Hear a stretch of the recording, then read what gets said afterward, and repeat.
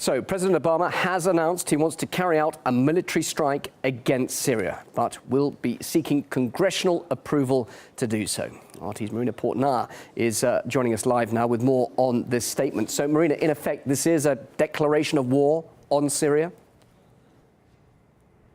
It certainly is, but it seems as though U.S. President Barack Obama is taking a few steps back. Up until the speech he just delivered, many were assuming that that he would launch a military strike into Syria within the next day or two. What he said when he stepped up to the podium is that he will seek congressional approval. He will seek a vote from Congress. He says although he believes that he has the authority, the legal authority, to launch a strike without going through Congress, he believes this is a matter that should be debated. He also says that he feels very comfortable launching a military strike against Syria without approval from the United Nations Security Council. Now, that approval is needed according to international law, according to the UN Charter. But that is something that President Obama feels that he is comfortable bypassing. But when it comes to a strike against Syria, he has made it very clear that it will happen. It may happen in a week, it may happen in a month, but it will happen. Have decided that the United States should take military action against Syrian regime targets. This would not be an open-ended intervention. We would not put boots on the ground. Instead, our action would be designed to be limited in duration and scope. President Obama said that the United States needs to send a message to the world that it stands by the words that it speaks. Now, he's referring to his own words, the words that he used a little over a year ago, where he said that chemical weapon use in Syria would be that red line. So in essence, what many experts say is that the President of the United States cannot be caught bluffing. He said it was a red line. He believes that the Syrian government used chemical weapons, and sooner or later, the President of the United States will take military action, as he just said, against Syria. At this point, he is now heeding to the requests from the majority of Americans that they want this to go the proper legal course, go through Congress, have there be a vote. Now, if the vote does not turn out in President Obama's favor, like it didn't turn out in the favor of the Prime Minister of Britain, maybe President Obama will still act anyway, because he did make it clear that a strike will happen sooner or later. In addition to that, we also did hear from the United Nations spokesperson for the Secretary General, who just spoke after the team of UN experts returned from Damascus with all the evidence that they have compiled from the alleged chemical attack. What the spokesperson for the Secretary General said is that there is no pending deadline for the conclusions for this investigation to turn up. So we might not know in a week or two what the UN experts found when it came to the alleged chemical attack. Well, like we've previously reported, the UN experts will not determine who used chemical weapons if a chemical attack took place. They will only confirm if an attack took place or not. Now, a reporter did ask the UN spokesperson, did the team of UN experts leave Damascus on Saturday to avoid any type of U.S. attack into Syria? He said it's grotesque for anyone to believe that these UN experts would do such a thing. They left Damascus so they could finally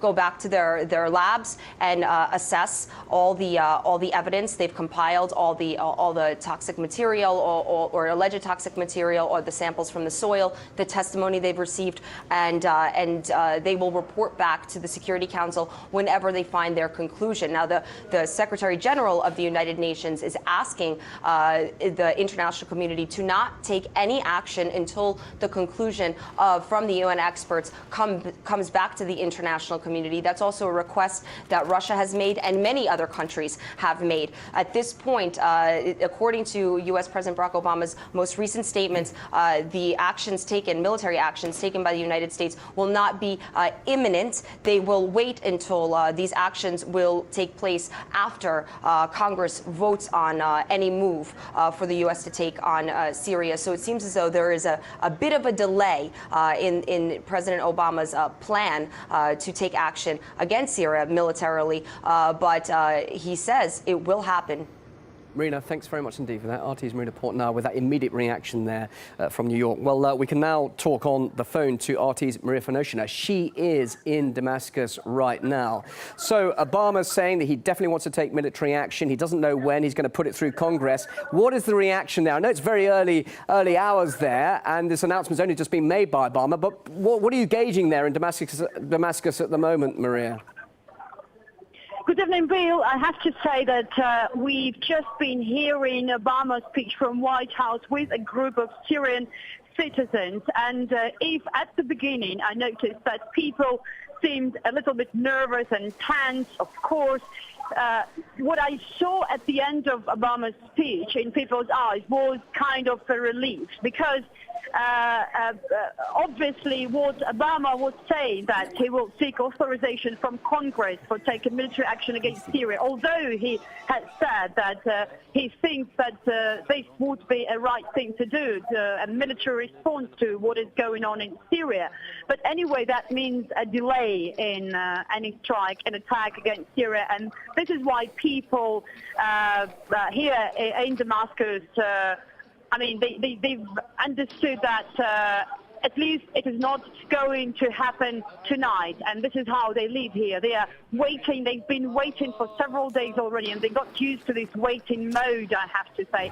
And of course, for tonight, they realize that, I mean, they can go back home to their friends, to their families, and get dinner, and with no threat of an attack tonight. But in general, I have to say that the public opinion here in Damascus, what we saw today, is divided, because there are people who are really afraid of this attack. And some of them are trying to leave the country. They're packing their bags, they're packing their families, and they're ready to go at any moment. There is another group, another part of Syrian people. They say that they don't care about strike or about attack, because they've been living in war for more than 2 years already, and they got used to this situation, this unstable and this unsafe situation, and they didn't leave last year, they didn't leave 2 years ago, and they will not leave now. So they will stay here in their native country and will wait and will accept whatever happens. And they say they're not afraid. They will just continue live their lives. So, I mean, some of them are preparing basements. I saw some announcements in some houses where I think municipal authorities or just activists are advising people to empty basement to get it ready for attacks. And I know some people are doing this, are really preparing that. So this is the general mood here in Damascus, a little bit mixed feelings, actually. But what I noticed traveling across Damascus today, that there are many, many new checkpoints all across the city, and many roads are closed for cars. So the situation is really not normal, but people behave in an absolutely and only because they say they got used to this situation. OK, thanks very much indeed, Maria. RT's Maria Fanoshina, live from Damascus on Edge.